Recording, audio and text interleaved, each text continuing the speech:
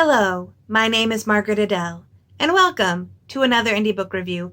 Today I am reviewing Let's Play by Shonel Jackson. This is a contemporary romance set in London where our female protagonist Gabriella accidentally spies on a hot shirtless dude as he's doing these strange stretching dance moves and discovers capoeira. Of course, at their meet cute, he invites her to the class so that he can see more of her, and she begins to get really into capoeira. And I was really excited about this because I love books where the author gets to delve into one of their passions, and the author did tell me that she had trained in capoeira before, so I was expecting a lot of terminology and descriptions and stuff, and I was really happy with that. There's a lot of Portuguese in this book, and oddly enough, that did create a weird mix-up in my head. I couldn't decide what the character sounded like in my head because you have all of the Portuguese being spoken at the capoeira classes because capoeira is out of Brazil, and then you had our female protagonist who is Afro-Latina,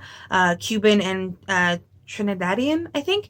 And so for some reason, all of that culture and language bled into white British dude, because I kept imagining him with some kind of Latin accent when, he was just a white British dude. And I don't know where that came from, but it's very much British, set in London. They, ride the tube or whatever, and I liked that aspect of it. They have pretty instant chemistry, mostly because it begins with him shirtless and doing sexy exercise stuff. But right off the bat, there were some struggles with the writing style. Basically, it felt a little stilted and very repetitive. Not only telling instead of showing, but also repeatedly telling things without actually saying anything different. For example, there would be a moment in the dialogue where a character would say, "I'll wait here for you."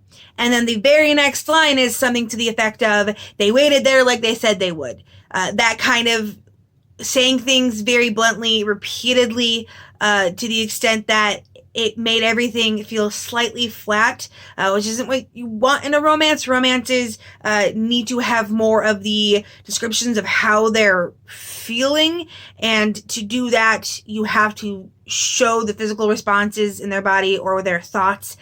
So bluntly stating they felt pleasure, they felt, this, that, or other thing, it kind of takes away that element of imagining yourself feeling those emotions. And in general, that kind of affected a lot of it, because there are a couple sex scenes in the book that had a little bit of that as well. They were still properly steamy, but I would have liked a little bit more voice to it. It felt kind of voiceless at points, but that is often what happens with a lot of beginner authors, so I can't hold it against this author specifically, but it was something to keep in mind. One of the biggest plot points that I really was not a fan of was the comically evil ex coming back into the picture. And obviously, evil ex as a point of conflict is very common in romance. However, if you make them so unsettledly, so obviously horrendously evil, then it kind of brings to the question of, well, why did the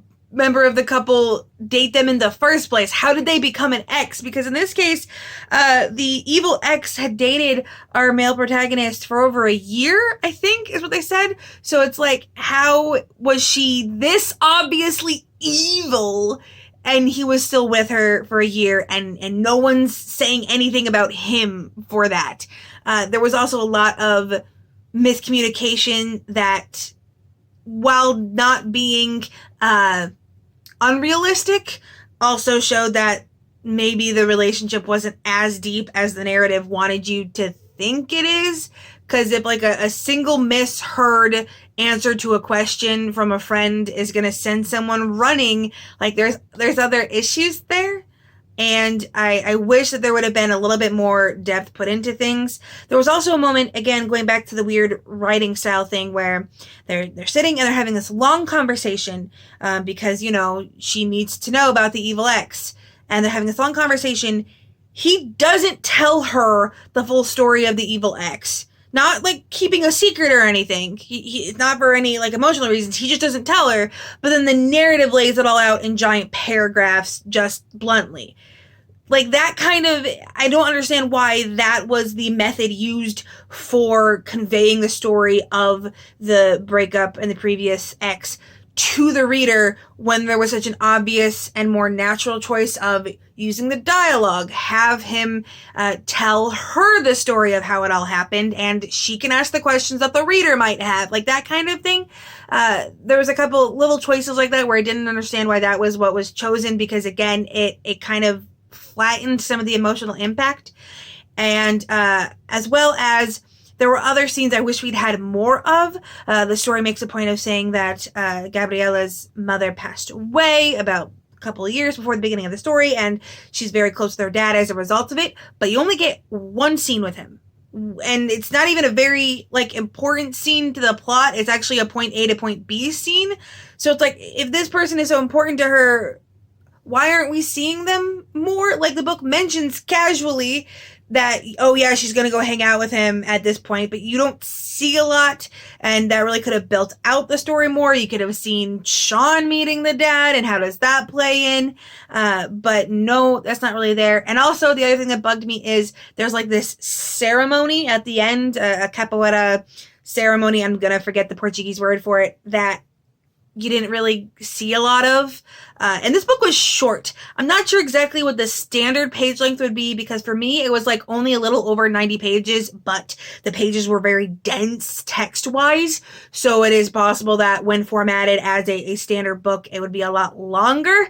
But there's so much more that could have been added on to this to make it feel a lot more of a serious relationship, really draw out a lot of those scenes with family members and such, and friends and all of that.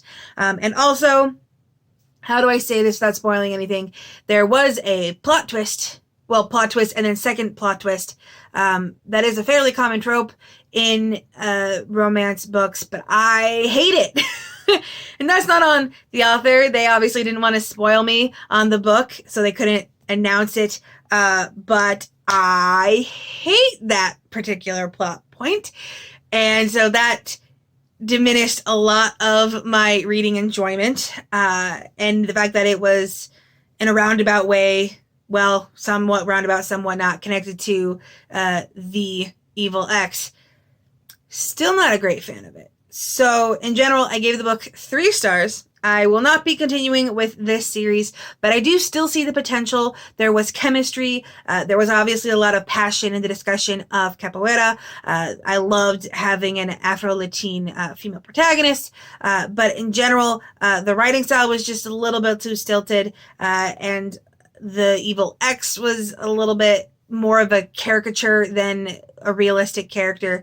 But I would still be open to reading something from this author moving forward, because honestly, writing crafts can always be worked on, but getting chemistry between 2 characters in a romance, that's the hard part. So I am still excited to see where she could go next. And with nothing else to say, I hope you have a wonderful day and a marvelous tomorrow.